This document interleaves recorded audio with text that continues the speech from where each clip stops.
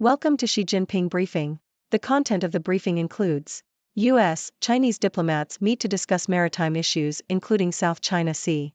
Not being Morrison will only take Albanese so far on the world stage. Foreign investment in China turns negative for first time. 5 things to know about Albanese's trip to Beijing.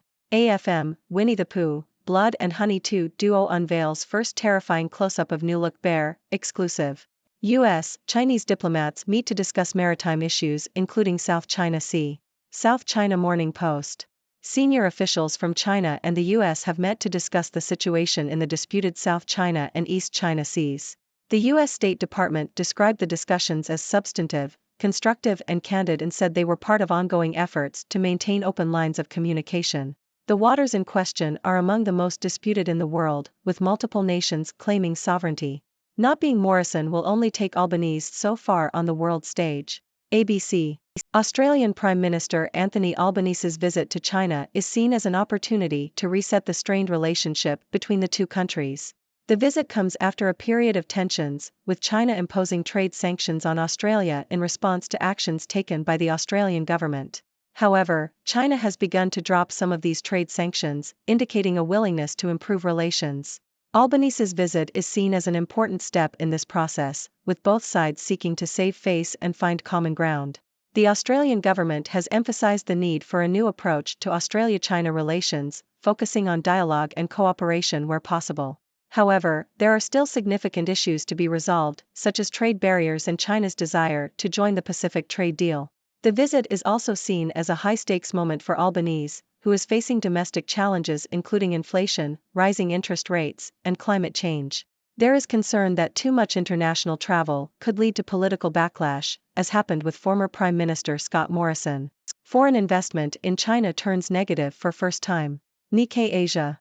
Foreign direct investment, FDI, outflows in China have exceeded inflows for the first time amid tensions with the U.S. over semiconductor technology and concerns about increased anti-spying activity. In the July-September quarter, FDI stood at $11.8 billion, with more withdrawals and downsizing than new investments for factory construction and other purposes. The decline in foreign investment is due to escalating tensions with the U.S. and new restrictions on chip and AI investment in China. The revised Chinese counter-espionage law, which broadens the scope of what is deemed spying, has also made companies nervous. 5 things to know about Albanese's trip to Beijing. The Sydney Morning Herald. Australian Prime Minister Anthony Albanese will travel to China for the first official visit by an Australian leader in 6 years. The visit is part of an effort to rebuild the country's relationship with China after trade disputes, diplomatic freezes and disagreements over human rights and national security. The move follows a change in government in Australia and the release of Australian journalist Cheng Lei from detention in China. The two countries still face several key issues, including China's bid to join the Comprehensive and Progressive Agreement for Trans-Pacific Partnership, CPTPP, critical minerals, and the upcoming meeting between Chinese President Xi Jinping and U.S. President Joe Biden. The visit is seen as a prelude to the Xi-Biden meeting, but Australia has resisted the role of mediator between the two superpowers. The visit will also allow China to project stability and prestige amid a politically unbalanced domestic environment. AFM, Winnie the Pooh, Blood and Honey 2 duo unveils first terrifying close-up of new look bear, exclusive. Yahoo! Winnie the Pooh, Blood and Honey, a micro-budget slasher film, generated international headlines when it was released in February, featuring a rampaging, murderous Pooh. It was initially intended for release on a streaming platform, but earned almost $6 million internationally before being quickly pulled from cinemas in Hong Kong due to a Chinese crackdown on Winnie the Pooh imagery. A sequel was quickly announced, as were other films taking a bloody approach to childhood favorites, including Peter Pan and Bambi. Winnie the Pooh, Blood and Honey 2, which has a budget estimated at 10 times the first film, wrapped filming in September, aiming for a cinema release exactly a year after the first. A third film is also planned, as well as further additions to the franchise. The plan is to build up the quality of the new franchise, releasing a new, better and bigger budgeted Pooh film each year to ensure it keeps its fanbase, while at the same time putting together an unlikely universe. As Australian leader heads to China, a critical minerals issue looms. Washington Post. When Anthony Albanese sits down with Chinese leader Xi Jinping in Beijing on Monday, the meeting will mark an achievement for the Australian Prime Minister, who has managed to mend once fractured relations with his nation's biggest trading partner without making concessions. Looming over the event, however, will be Albanese's previous overseas trip. A week earlier, Albanese was in Washington, engaging in a not-so-subtle attempt to reduce his country's reliance on China when it comes to critical minerals. Albanese and American officials announced a raft of measures to steer Australia's vast store of critical minerals, metallic elements and minerals crucial for clean energy technologies and some advanced weapons systems away from being processed in China and instead sent to new plants in their own nations.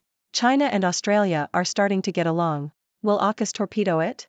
China has a head start, and that means we have to work a little harder and a little faster, U.S. Secretary of Commerce Gina Raimondo warned at an event with Albanese.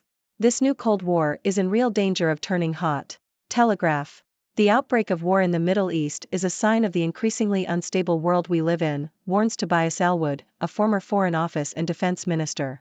He highlights the shift in geopolitical, economic, and military power towards authoritarian regimes like Russia and China, which are actively pursuing a competing interpretation of global order.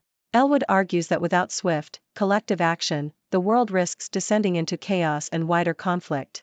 He calls for urgent repair of the rules-based order and an upgrade to defense postures to ensure the security and authority of states. China warms to U.S. chipmaker Micron as tensions with Washington ease. The Globe and Mail. China's Commerce Minister, Wang Wentao, has expressed a desire for Micron technology to expand its presence in the Chinese market, signaling a thaw in U.S.-China relations. The statement comes after China's cyberspace regulator barred Chinese operators from buying from Micron Technology due to a failed network security review. The move was widely seen as retaliation for the U.S.'s efforts to restrict China's access to key technology. The meeting between Wang and Micron's president is part of a recent easing of tensions between the two countries ahead of a potential meeting between U.S. President Joe Biden and Chinese President Xi Jinping later this month. Anthony Albanese soon will be the first Australian Prime Minister in 7 years to visit China. Yahoo! The Australian PM, Anthony Albanese, is set to visit China, marking the first visit to the country by an Australian PM in 7 years. The visit follows a downturn in relations between the two countries, which resulted in a boycott of Australian goods by China, costing the Australian economy billions of dollars. China has been keen to improve trade relations, having failed to achieve its aims via an unofficial boycott. Shi Hong, an international relations professor at Renmin University of China, said that China and Australia still had some issues to resolve. In China, Albanese must dare to tread where Whitlam didn't 50 years ago. The Sydney Morning Herald. Australian Prime Minister Anthony Albanese's visit to China marks the 50th anniversary of Gough Whitlam's visit in 1973. Whitlam's vision for the Chinese-Australian relationship focused on expanding trade while emphasizing the welfare and security of both countries. However, China's human rights violations have become a pressing issue, including its treatment of Uyghurs, dismantling of democratic institutions in Hong Kong, and arbitrary detention of human rights defenders, including Australian citizens. Human Rights Watch has called on the Australian government to take action, including supporting international investigations into atrocities in Xinjiang and advocating for the release of wrongfully detained Australians. Ladies and gentlemen, I am Dr. Six from the Sixth Dimension, here to bring you the latest news from around the world. Today, we discussed several important topics, including the meeting between U.S. and Chinese diplomats to discuss maritime issues, Australian Prime Minister Anthony Albanese's visit to China, the decline in foreign investment in China, and the release of a terrifying close-up of a new-look Winnie the Pooh in a slasher film. Let's start with the meeting between U.S. and Chinese diplomats. The talks were described as substantive, constructive, and candid, which is quite a diplomatic way of saying that they had some serious discussions. The South China Sea and East China Sea are hotly contested areas, with multiple nations claiming sovereignty.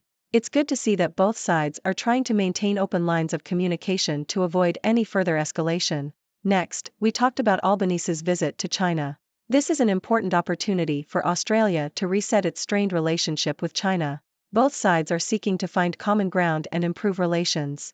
However, there are still significant issues to be resolved, such as trade barriers and China's desire to join the Pacific Trade Deal. It's a delicate balancing act for Albanese, who is also facing domestic challenges back home. We then discussed the decline in foreign investment in China.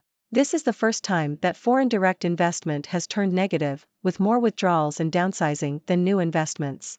Tensions with the US over semiconductor technology and concerns about increased anti-spying activity have contributed to this decline. Companies are becoming more cautious due to escalating tensions and new restrictions on chip and AI investment in China. And finally, we ended with a rather unusual story about a slasher film featuring Winnie the Pooh. Yes, you heard that right. A micro-budget horror film called Winnie the Pooh, Blood and Honey generated international headlines earlier this year. It was so successful that a sequel was quickly announced, along with plans for other bloody adaptations of childhood favorites. I don't know about you, but I never thought I would see Winnie the Pooh go on a murderous rampage. In conclusion, it's clear that there are many complex and interesting developments happening around the world. From diplomatic meetings to trade disputes and even horror movies, there's never a dull moment. As always, I encourage you to share your thoughts and questions. What do you make of these news stories? Let's keep the conversation going. Thank you for tuning in. The content above showcases the latest briefing reports and analytical synopses, thoughtfully curated by the 6Do team. These insights stem from a wide array of reputable media outlets, think tanks, government sources, and specialized experts worldwide. We encourage you to explore these sources for a comprehensive perspective. Keep in mind that while the content may not always align with the official standpoint of 6Do Brief, it's not meant to be taken as absolute directives for decision-making. Comprising seasoned media professionals, learned scholars, and accomplished scientists, the 6Do team embodies a trailblazing, fully independent media entity. To customize 6Do Brief to meet your professional needs, you have the option to subscribe to a diverse array of briefings on our website, 6dobrief.com. Regardless of your location, you can conveniently receive 6Do Brief via email.